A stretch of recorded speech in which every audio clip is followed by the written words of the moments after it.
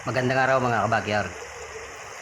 Pagluluto tayo ngayon ng healthy ulam na kinisang labanos na may pechay at saka pork.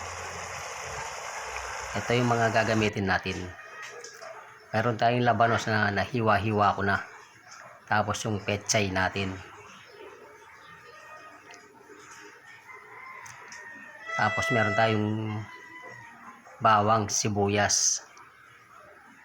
Tsaka yung pork natin. Tapos kamatis.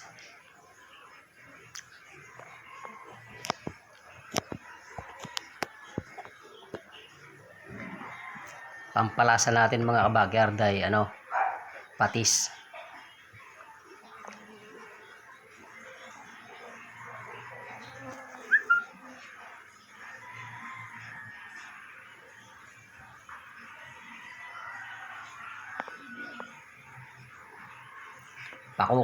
Pakukuliin muna natin ng konti yung ating karne ng baboy. Kasi matigas ito.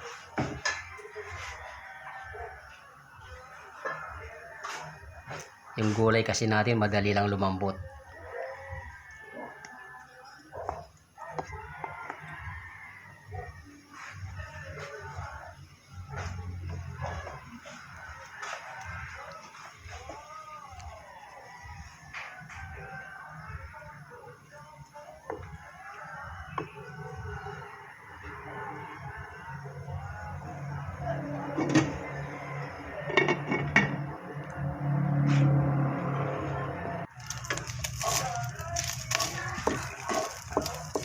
Ayan mga kabakyard, tuyo na siya. Naubos na yung tubig niya.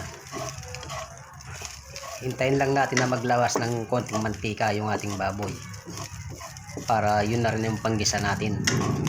Para mas malasa yung ating niluluto.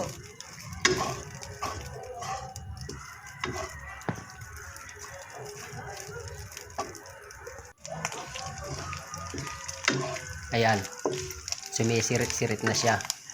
Naglabas na rin ng konting mantika. Maggigisa na tayo mga kabakyard.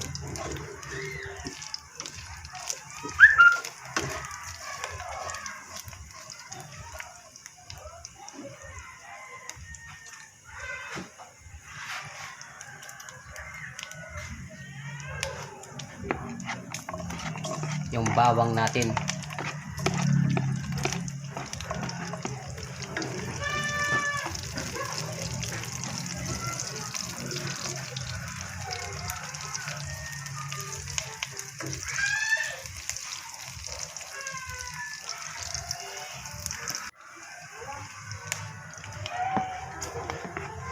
Tapos sibuyas.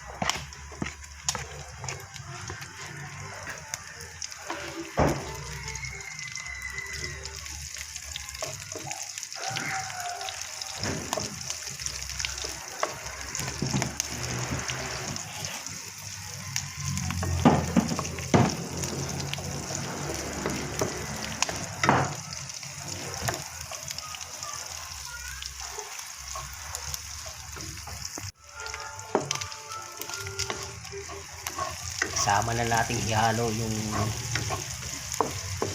karne natin para magisa-gisa na siya.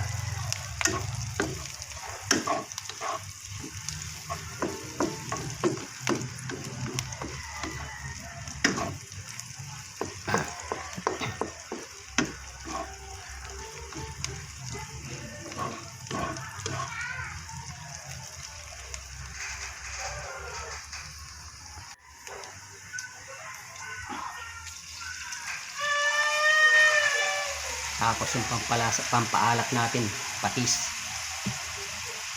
Para magkalasa na yung ating linuluto.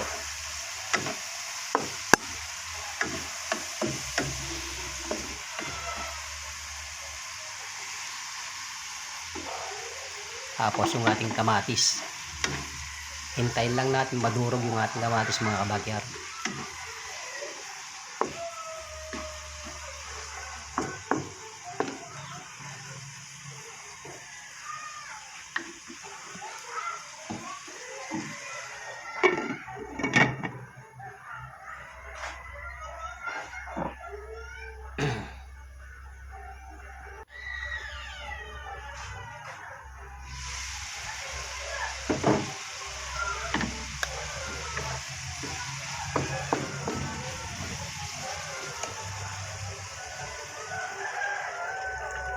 Yan, turog na siya.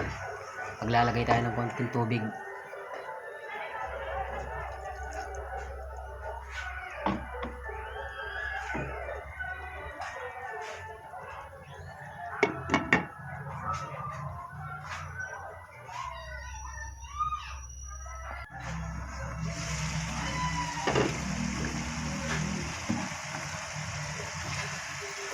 Ilalagay na natin yung ating labanos at saka yung tangkay ng ating pechay.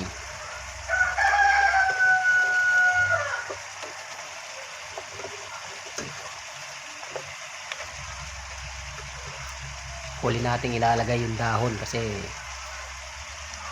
mabilis lang lumambot yung dahon. Konting kulo lang lalambot na yung dahon ng pechay.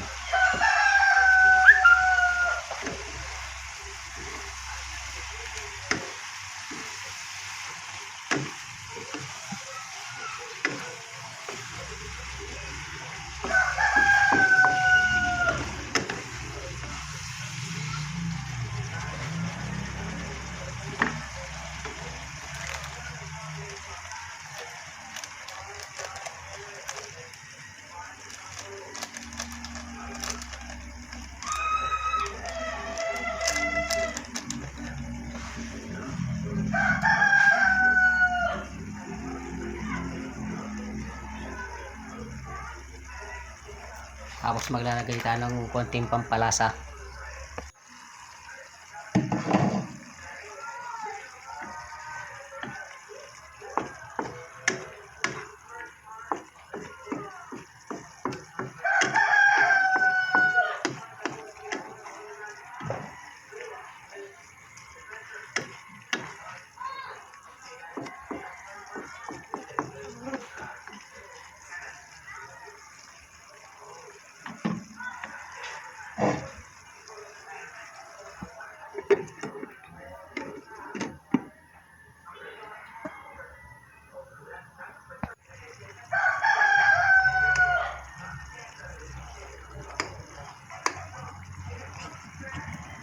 Malambot na yung ating labanos.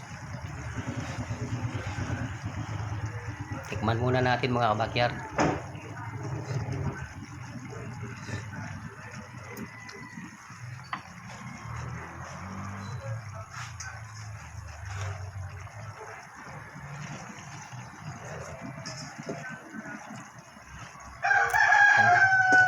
Ilalagay na natin yung dahon ng pechay. Ayos na yung lasa niya.